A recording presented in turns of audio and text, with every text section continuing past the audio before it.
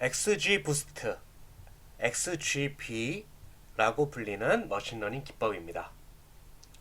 그 트리 기법들 중 하나로서 요새 가장 인기가 많은 기법입니다. 실제로 이 XG 부스트 기법은 머신러닝 대회에서 최근에 매우 높은 성적을 거둬서 더 주목을 받고 있어요. 이제 사실 다 딥러닝으로 도배된 지금 현재 세상에서 어떤 새로운 지평을 보여줬다는 게 참 고무적입니다. 기존의 랜덤 포레스트 기법 같은 경우에는요, 이제 샘플을 뽑아서 각각 트리, 결정 트리를 돌리게 됩니다. 그리고 나온 결과를 평균을 내서 결론을 냈었습니다. 이렇게 나온 결과들을 한데 묶어서 평균을 내던 최대값을 뽑던 투표를 하던 이런 기법을 배깅이라고 합니다. 그렇게 중요한 용어는 아닙니다. 그냥 가끔 용어 나오면 혹시 알아두시면 좋을 것 같아서. 그래서 이 배깅에 좀 반대된다? 이렇게 다른 개념 중에 하나가 이제 부스트라는 기법이 있습니다. 어떤 식으로 진행이 되냐면요. 실제로 샘플 데이터를 통해서 결정 트리를 이렇게 돌리게 됩니다. 그러면 맞는 케이스가 있고 틀린 케이스가 있을 겁니다. 그리고 여기 오차 데이터가 나오겠죠. 그래서 정확도 틀린 데이터 이렇게 나올 겁니다. 그러면은 이 다음에 다시 샘플을 또 뽑아가지고 결정 트리를 이렇게 돌리는데요. 기존의 틀린 케이스의 어떤 웨이트, 가중치를 곱해서 여기에 다시 데이터셋을 만들어서 돌리게 됩니다. 이렇게 되면 또 다시 오차가 나오겠죠? 또 아무래도 저번에 틀린 케이스를 더 넣다 보니까 이 오차는 좀 줄어들게 될 겁니다. 마치 우리가 문제 풀 때 그 랜덤 포레스트는 랜덤하게 이렇게 문제를 푼다고 치면요. XG 부스트 같은 경우는 틀린 문제를 또 풀고 그렇게 해서 틀린 문제를 좀 더 집중적으로 푼다고 보시면 됩니다. 당연히 교육에서 그게 효과적이겠죠. 그래서 이걸 계속 반복하게 됩니다. 계속 반복하게 돼서요. 최종적으로 어떤 모델이 나오게 되냐면요. 이게 오브젝티브 펑션, 목적 함수라고 하는 겁니다. 어떤 하나의 값이라고 생각하시면 되는데요. 이 에러들을 쭉 더한 요 값, 실제로 이거 제곱이 되긴 합니다. 제곱이 되긴 하는데 요런 값하고 이 가중치들을 더한 값이 두 개가 더해지게 됩니다. 물론 이렇게 그냥 더하지는 않습니다. 우리 저번에 L1, L2 규제했듯이 제곱해서 더해지거나 이렇게 절대값으로 더해지게 됩니다. 그래서 실제로는 이렇게 그냥 단순하게 더하는 건 아니고 그래서 좀 더 함수로서 처리를 해주는데 이런 그러니까 어떤 개념으로서 이해하시라고 이렇게 한번 간단히 적어봤습니다. 이렇게 되면은 우리는 두 가지를 다 잡을 수가 있어요. 그래서 이 목적 함수, 이거 목적 함수라고 합니다. 이거를 최소화해주게 됩니다. 그러면 당연히 요 에러들을 가장 최소화하는 그런 식으로 함수가 모델이 만들어지게 되고 또 이 W도 최소가 돼야 됩니다. 왜냐 이 W를 막 하나에다가 막 몰아버리거나 이러면은 혹은 어떤 특정한 거에다 몰아주게 되면은 최적의 이런 게 나오지 않거든요. 에러는 줄더라도 이런 것들이 너무 더 커져버리면 안 됩니다.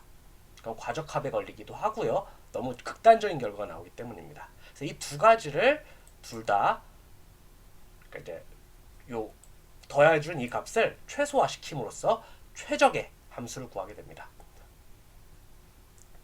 그래서 랜덤 포레스트하고 차이를 두자면요. 랜덤 포레스트는 아까 말씀드렸다시피 공부를 할 때 랜덤하게 여기 공부했다 저기 공부했다 이렇게 하는 거예요. 그런 식으로 해서 특정 부분만 너무 집중 안 하도록 그렇게 해주는 효과가 있는데 XG 부스트는 여기저기 하다가 그 틀린 부분 거기만 또 집중적으로 또 공부하는 겁니다.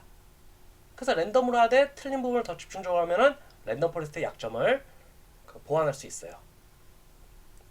그러면서 정확도 높이면서 이제 기존의 트리 기법이 갖는 그 기준하고 어떤 중요도를 알 수 있다는 점에서 제가 가장 좋아하는 기법 중 하나입니다.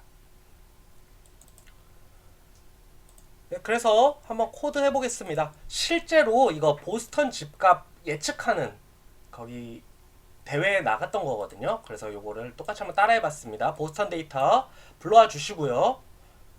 그 다음에 이렇게 그러면은 데이터셋이 올리게 됩니다.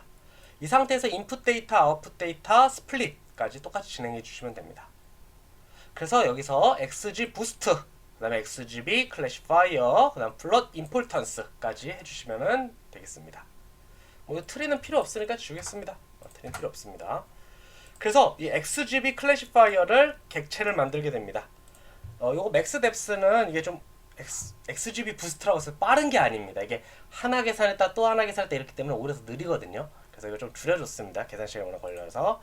그래서 요거 리그레션 람다가 이게 바로 L2 제곱, 이 제곱이 되는 레귤레이션 그 알파 값하고 똑같습니다. 그래서 이 값이 저번에 그 결정 트리 했을 때랑 똑같다고 보시면 됩니다. 그다음 이걸 반대로 레그 알파라고 하시면요, 이거 L1 규제가 됩니다. 이거 바꿔서 한번 해보시면 좋을 것 같습니다. 그래서 교육시키고요. 코릴레이션 코이피션트를 했습니다. 0.84가 됐습니다. 기존의 결정 트리로 했을 때보다 훨씬 높죠? 0.7, 0.6 이 정도 나왔던 걸로 기억이 납니다. 아무리 바꿔도. 또 여기에 큰 장점 임폴턴스 그래서 XGB 해주시고 최대 피처 이거 비워놓으면은 그냥 나오는데 이제 그 피처가 막 1000개 되고 이러면 너무 길어지니까 10개만 해봤습니다. 그 다음에 set ytix 라벨, 그 다음에 보스턴 피처 네임 이렇게 넣어주시면은 어떤 게 더 중요한지를 손쉽게 알 수 있습니다. 그래서 이렇게 들어가는 겁니다. 그래서 여기서 중요도를 했을 때 어느 게 중요하냐 라고 했을 때 뭐 텍스, 뭐 레드, 뭐 세금, 뭐 이런 거, 거리, 뭐 이런 거, 노후와 방개수 이런 게 쭉 뜨게 됩니다. 이런 식으로 해서 정확도를 굉장히 높일 수 있습니다. 저번에 그 결과랑 좀 다른데요. 그럴 수 있습니다. 다만 그 프레딕션 결과가 제일 좋은 거 그걸 좀 따라주시면은 요것도 아무래도 확실히 설득력이 있고 요 임폴턴스도 더 중요할 겁니다. 만약에 그 성능 자체가 안 좋은데 임폴턴스를 해보면은 그 임폴턴스가 높아도 좋다는 보장이 없습니다. 그래서 이런 식으로 XGB를 통해서 해서 실제로 어떤 게 가장 중요한 영향을 끼치는지까지도 알 수 있습니다. 정확도도 보장이 되고요.